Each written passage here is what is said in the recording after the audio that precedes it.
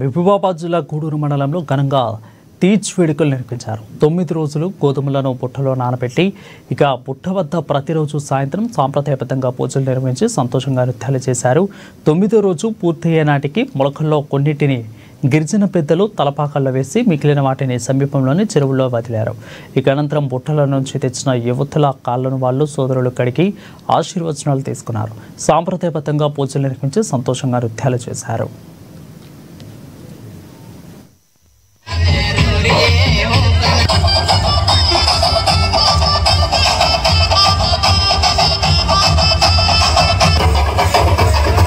పాటు మిగతా జాతులందరూ కూడా పాడి పంటలు మరియు వాళ్ళ యొక్క జీవన విధానం కావచ్చు, వాళ్ళు ఆరోగ్యాలతో సుఖ సంతోషాలతో ఉండాలని పెళ్లి కాని యువతులు అందరూ కలిసి ఈ కార్యక్రమాన్ని నిర్వహిస్తారు. తీజ్ పండుగ అని మన జాతి పెద్దలు దీన్ని నామకరణం చేయడం జరిగింది.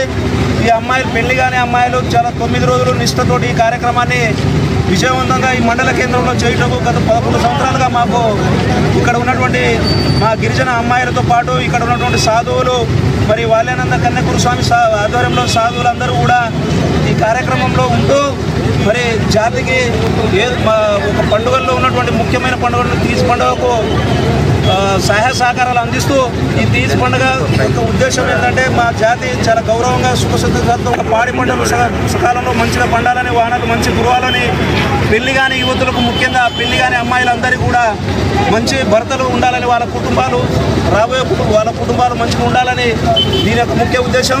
దాన్ని ప్రతి తండాల్లో జరుపుకుంటారు మా జాతి వాళ్ళు. ఆ తండాల్లో జరుపుకుంటూ శ్రావణ మాసంలో ఉన్నటువంటి ఏదో ఒక వారం చూసి 9 రోజుల్ని మా జాతి పెద్దలు అందరూ కలిసి మండలంలో నిర్వహించినప్పుడు నిర్ణయం తీసుకొని మేము పాటు